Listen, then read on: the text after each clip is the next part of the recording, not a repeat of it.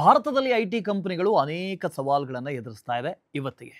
Client demand ಕಡಿಮೆ ಆಗ್ತಾ ಇದೆ, ಡಿಲೇಡ್ ಡೀಲ್ ರ್ಯಾಂಪ್ ಅಪ್ಸ್, ಕಡಿಮೆ tech budgets, vendor consolidation, pricing pressure, US visa feel hike ಕಾರಣದಿಂದಾಗಿ ಹೆಚ್ಚಿನ ಆನ್ಸೈಟ್ ಕಾಸ್ಟ್ ಹಾಗೂ ಕರೆನ್ಸಿ ವೊಲಾಟಿಲಿಟಿ ಇದೆಲ್ಲವೂ ಕೂಡ ಇಂಡಿಯನ್ ಟೆಕ್ ಇಂಡಸ್ಟ್ರಿ ಮೇಲೆ ನೆಗೆಟಿವ್ ಇಂಪ್ಯಾಕ್ಟ್ ಬೀರಿದೆ. ಇದರ ಜೊತೆಗೆ ಜನರೇಟಿವ್ AI ಟೆಕ್ ಕ್ಷೇತ್ರಕ್ಕೆ ಕಾಲಿಟ್ಟಿದ್ದು ಪರಂಪರಾಗತ ಹೆಡ್ ಕೌಂಟ್ ಲಿಂಕ್ಡ್ ರೆವಿನ್ಯೂ ಮಾಡೆಲ್ಸ್ಗಳನ್ನು ಬದಲಾಯಿಸ್ತಾ ಇದೆ. ಇದರಿಂದಾಗಿ ರ್ಯಾಪಿಡ್ ಅನ್ಸ್ಕಿಲ್ಲಿಂಗ್ ಹಾಗೂ ಸೇವೆಗಳನ್ನು ಮರುರೂಪಿಸೋದು ಅಂದರೆ ಸರ್ವಿಸ್ ರೀಪೊಸಿಷನಿಂಗ್ ಮಾಡೋದು ಆಗ್ತಾ ಇದೆ. ಆದರೆ ಇಂತಹ ಕ್ರಿಟಿಕಲ್ ಸಮಯದಲ್ಲಿಯೂ ಕೆಲವೊಂದು IT ಕಂಪನಿಗಳು ಮಾತ್ರ ಗ್ರೋ ಆಗ್ತಾನೇ ಇವೆ. ನಿಜ, ಯು ಹರ್ಡ್ ದಟ್ ರೈಟ್. ಇಷ್ಟೆಲ್ಲ ಸವಾಲುಗಳ ಹೊರತಾಗಿಯೂ ನಿಫ್ಟಿ ಐಟಿಯಲ್ಲಿ ಆ ಎರಡು ಕಂಪನಿಗಳು ಅತಿ ವೇಗವಾಗಿ ಬೆಳವಣಿಗೆ ಸಾಧಿಸ್ತಾ ಇದೆ. ಈ ವಿಡಿಯೋದಲ್ಲಿ ನಾವು ಆ ಎರಡು IT ಸ್ಟಾಕ್ಸ್ನ ಬಗ್ಗೆ ಡೀಟೇಲ್ ಆಗಿ ಮಾತಾಡೋಣ. ವಿಡಿಯೋ ಶುರು ಮಾಡೋದಕ್ಕೂ ಮೊದಲು ನೀವು ಇನ್ನೂ ನಮ್ಮ ಚಾನಲ್ನ ಸಬ್ಸ್ಕ್ರೈಬ್ ಮಾಡದೇ ಹೋದರೆ ಈಗಲೇ ಸಬ್ಸ್ಕ್ರೈಬ್ ಮಾಡಿ, ಬೆಲ್ ಐಕಾನ್ ಪ್ರೆಸ್ ಮಾಡೋದನ್ನು ಮರಿಬೇಡಿ. ಏನಾದರೂ ಈ ಕಾಂಟೆಂಟ್ನಲ್ಲಿ ಡೌಟ್ಸ್ ಇದ್ದರೆ ಕಮೆಂಟ್ ಮಾಡೋದನ್ನು ಮರಿಬೇಡಿ. ಇನ್ಯಾಕ್ ತಡ, let's start.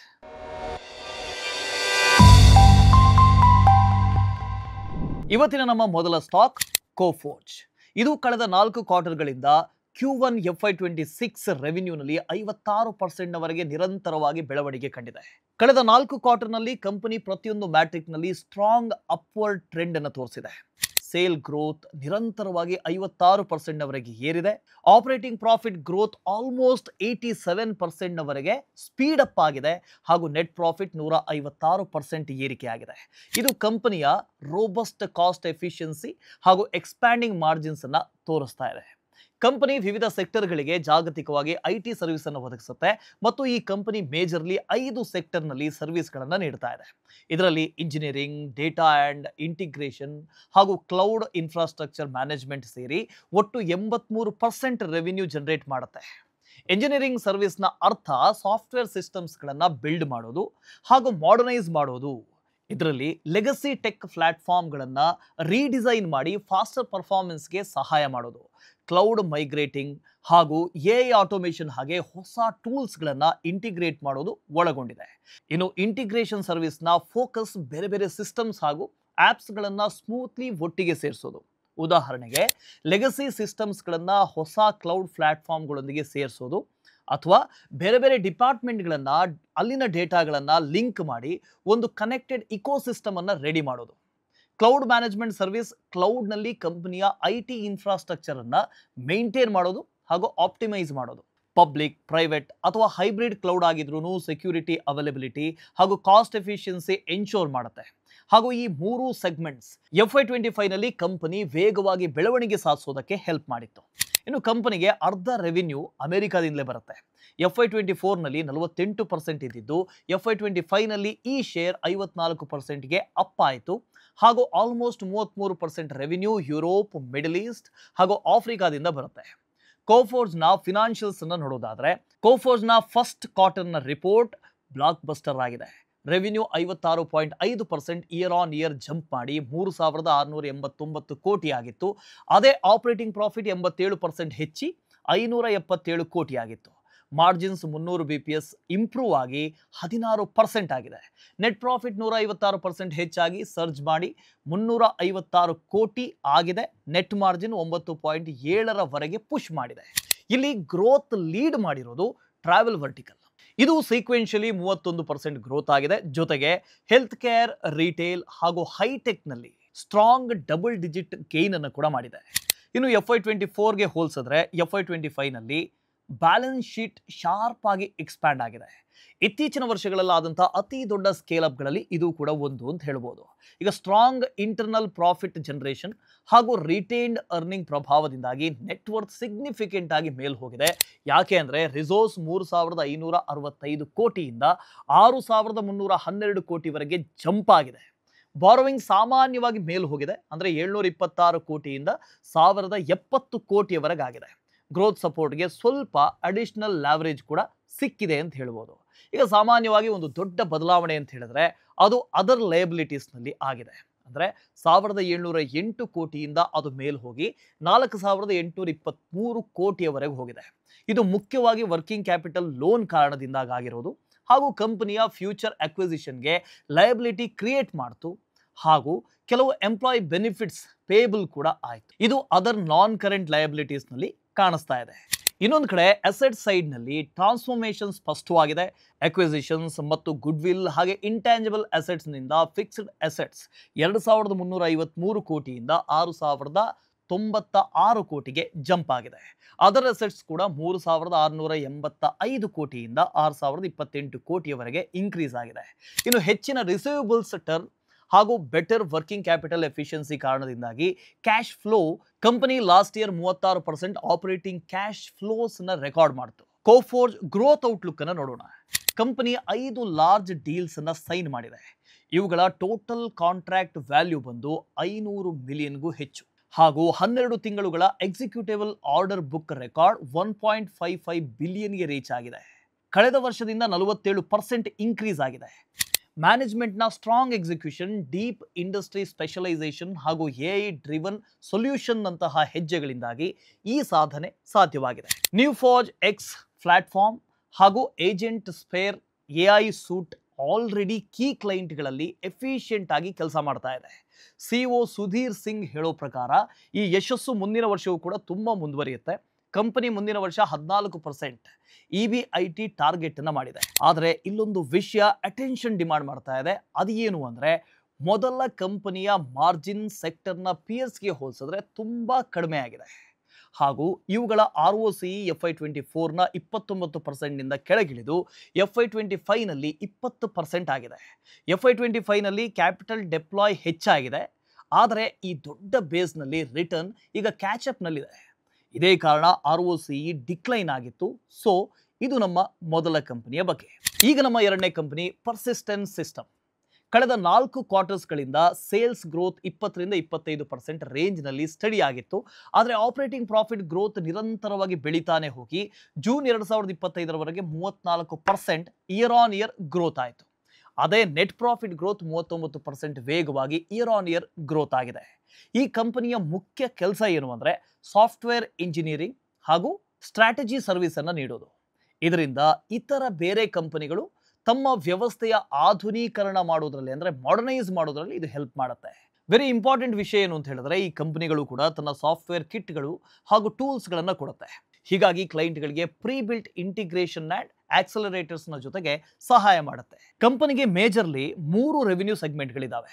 Software, hi tech and emerging industries. ಇಷ್ಟು ಸೆಗ್ಮೆಂಟ್ಗಳು ಒಟ್ಟಾಗಿ 7% ಇಯರ್ ಆನ್ ಇಯರ್ ಗ್ರೋತ್ನೊಂದಿಗೆ 4913 ಕೋಟಿ ರೆವಿನ್ಯೂವನ್ನು ರೆಕಾರ್ಡ್ ಮಾಡಿದೆ. ಆದರೆ ರೆವಿನ್ಯೂ ಶೇರ್ ಮಾತ್ರ 46.8% ನಿಂದ 41.2%ಗೆ ಇಳಿದಿದೆ. ಆದರೆ ಪ್ರಾಫಿಟಬಿಲಿಟಿ ಮಾತ್ರ ಶಾರ್ಪ್ಲಿ ಇಂಪ್ರೂವ್ ಆಗಿದೆ.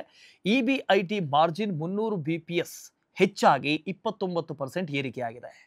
BFSI ಸೆಗ್ಮೆಂಟ್ 20% ಗ್ರೋತ್ನೊಂದಿಗೆ 3771 ಕೋಟಿಯವರೆಗೆ ಏರಿದೆ. ಮಿಕ್ಸ್ 32% ನಲ್ಲಿ ಸ್ಥಿರವಾಗಿತ್ತು. ಆದರೆ ಲಾಭಾಂಶ ಮಾತ್ರ 36%ಗೆ ಇಳಿದಿದೆ. ಹೆಲ್ತ್ ಕೇರ್ ಮತ್ತು ಲೈಫ್ ಸೈನ್ಸ್ ಸೆಗ್ಮೆಂಟ್ ಅತ್ಯುತ್ತಮವಾದ ಸಾಧನೆಯನ್ನು ಮಾಡಿದೆ.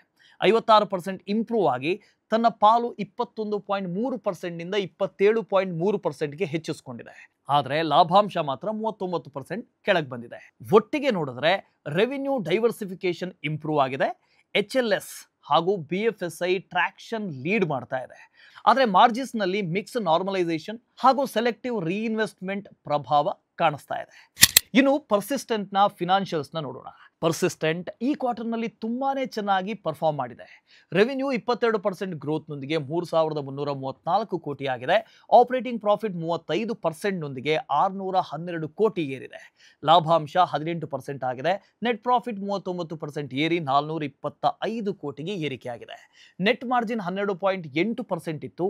ಈ ಬೆಳವಣಿಗೆಗೆ ಮುಖ್ಯ ಕಾರಣ ಏನು ಅಂದರೆ BFSI 31% ಏರಿರೋದು, ಸಾಫ್ಟ್ವೇರ್ ಆ್ಯಂಡ್ ಹೈಟೆಕ್ 14% ಏರಿರೋದು, health care and life science 12% ಏರಿಕೆ ಆಗಿರೋದು. ಮ್ಯಾನೇಜ್ಮೆಂಟ್ ಎಕ್ಸ್ಪ್ಯಾಂಡಿಂಗ್ AI ಲೆಡ್ ಪೋರ್ಟ್ಫೋಲಿಯೋಗೆ ಇದರ ಕ್ರೆಡಿಟ್ ಅನ್ನು ಕೊಡ್ತು.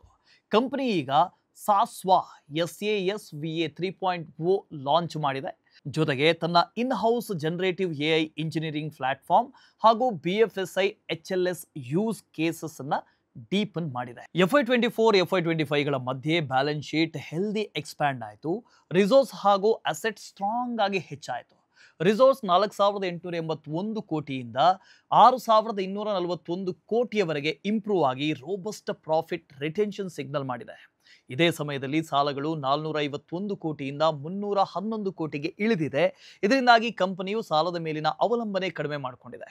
ಇತರ ಬಾಕಿ ಹಣಗಳು 1,997 ಕೋಟಿಯಿಂದ 2,092 ಕೋಟಿಗೆ ಸ್ವಲ್ಪ ಹೆಚ್ಚಾಗಿದೆ. ಅಸೆಟ್ ಸೈಜ್ನಲ್ಲಿ ಕೆಪಾಸಿಟಿ ಬಿಲ್ಡಿಂಗ್ ನಿರಂತರವಾಗಿ ಮುಂದುವರೆದಿದೆ. ಸ್ಥಿರ ಆಸ್ತಿಗಳು 2,221 ಕೋಟಿಯಿಂದ 2,541 ಕೋಟಿಗೆ ಏರಿಕೆಯಾಗಿದೆ. ಇದು ಭೂಮಿ ಅಂದರೆ ಪ್ರಾಪರ್ಟಿ ಮತ್ತು ಉಪಕರಣಗಳ ಮೇಲಿನ ಹೂಡಿಕೆಯನ್ನು ತೋರಿಸುತ್ತೆ. ಒಟ್ನಲ್ಲಿ FY25ನಲ್ಲಿ ಕಂಪನಿಯ ಬ್ಯಾಲೆನ್ಸ್ ಶೀಟ್ ಸ್ಟ್ರಾಂಗ್ ಆಗಿ ಬೆಳವಣಿಗೆ ಕಂಡಿತು. ಅದು ಆಂತರಿಕ ಆದಾಯ ಮತ್ತು ನಿಯಂತ್ರಿತ ಸಾಲದ ಬಳಕೆಯಿಂದ ಸಾಧಿಸಲಾಗಿದೆ. ಓವರಾಲ್ ಆಗಿ FY25ನಲ್ಲಿ ಇಂಟರ್ನಲ್ ಅಕ್ಯುರಲ್ಸ್ ಡ್ರಿವನ್ ಮತ್ತು ಕಂಟ್ರೋಲ್ಡ್ ಲೆವರೇಜ್ನೊಂದಿಗೆ ಸಾಲಿಡ್ ಬ್ಯಾಲೆನ್ಸ್ ಶೀಟ್ ಗ್ರೋತ್ ತೋರಿಸಿದೆ ಈ ಕಂಪನಿ. FY24-FY25ನಲ್ಲಿ ಆಪರೇಟಿಂಗ್ ಕ್ಯಾಶ್ ಫ್ಲೋನಲ್ಲಿ ಸ್ಟ್ರಾಂಗ್ ರೀಬೌನ್ಸ್ ಬಂದಿದೆ. FY24ನಲ್ಲಿ ಸಾಮಾನ್ಯವಾಗಿ 5% ಕಾಂಟ್ರಾಕ್ಷನ್ 950 ಕೋಟಿಯಿಂದ 903 ಕೋಟಿ. ನಂತರ FY25ನಲ್ಲಿ ಆಪರೇಟಿಂಗ್ ಕ್ಯಾಶ್ ಫ್ಲೋ ಏಕಾಏಕಿಯಾಗಿ 37% ಜಂಪ್ ಮಾಡಿ 1,237 ಕೋಟಿ ಆಯಿತು. ಈ ಜಂಪ್ ಇಂಪ್ರೂವ್ಡ್ ಪ್ರಾಫಿಟಬಿಲಿಟಿ ಹಾಗೂ ಬೆಟರ್ ವರ್ಕಿಂಗ್ ಕ್ಯಾಪಿಟಲ್ ಮ್ಯಾನೇಜ್ಮೆಂಟ್, ವಿಶೇಷವಾಗಿ stronger collections and earnings to cash conversion efficiency ಅನ್ನು ರಿಫ್ಲೆಕ್ಟ್ ಮಾಡ್ತಾ ಇದೆ. ಪರ್ಸಿಸ್ಟೆಂಟ್ನ ಫ್ಯೂಚರ್ ಔಟ್ಲುಕ್ ಅನ್ನು ನೋಡೋಣ.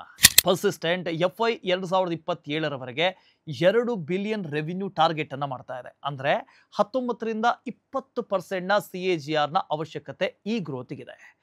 ಈ ಕ್ವಾರ್ಟರ್ನ ಆರ್ಡರ್ ಬುಕ್ನಲ್ಲಿ total contract value TCV $520.8 million ಆಗಿತ್ತು. ಅದರಲ್ಲಿ ನ್ಯೂ ಬುಕಿಂಗ್ಸ್ $337 ಮಿಲಿಯನ್ ಕಾಂಟ್ರಿಬ್ಯೂಟ್ ಅನ್ನು ಮಾಡಿದೆ.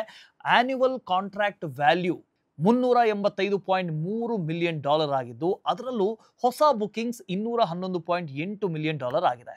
ಆದರೆ ಇದರಲ್ಲಿ ಒಂದು ರಿಸ್ಕ್ ಇದ್ದೇ ಇದೆ. ಇತ್ತೀಚಿನ ಕೆಲವು ಕ್ವಾರ್ಟರ್ಗಳಲ್ಲಿ ಟಾಪ್ 10 ಕ್ಲೈಂಟ್ಗಳ ರೆವಿನ್ಯೂ ಕಾನ್ಸಂಟ್ರೇಷನ್ ಬೆಳವಣಿಗೆಯಾಗಿ 42% ಆಗಿದೆ. ಸೊ ಇದು ನಮ್ಮ ಎರಡನೇ ಸ್ಟಾಕ್ನ ಬಗ್ಗೆ. ಈಗ ನಾವು ವಿಡಿಯೋದ ಕೊನೆಗೆ ಬಂದಿದ್ದೀವಿ.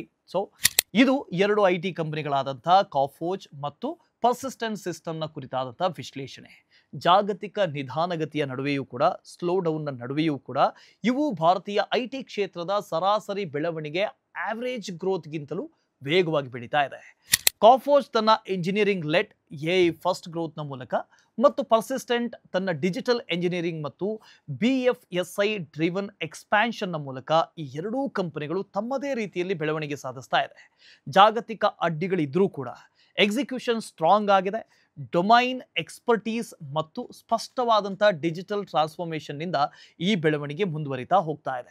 ಮುಂದಿನ ಕೆಲವು ಕ್ವಾರ್ಟರ್ಗಳಲ್ಲಿ ಈ ಔಟ್ ಪರ್ಫಾರ್ಮರ್ಸ್ ತಮ್ಮ ಸ್ಪರ್ಧಿಗಳನ್ನು ಮೀರಿಸ್ತಾರಾ ಅಥವಾ IT ಕ್ಷೇತ್ರದ ನಿಧಾನಗತಿ ಇವುಗಳ ಮೇಲೂ ಪರಿಣಾಮ ಬೀರುತ್ತಾ ನೋಡೋಣ. ಇದಿಷ್ಟು ಈ ವಿಡಿಯೋದಲ್ಲಿ. ಮುಂದಿನ ವಿಡಿಯೋದಲ್ಲಿ ಮತ್ತೆ ಸಿಗೋಣ. Keep investing.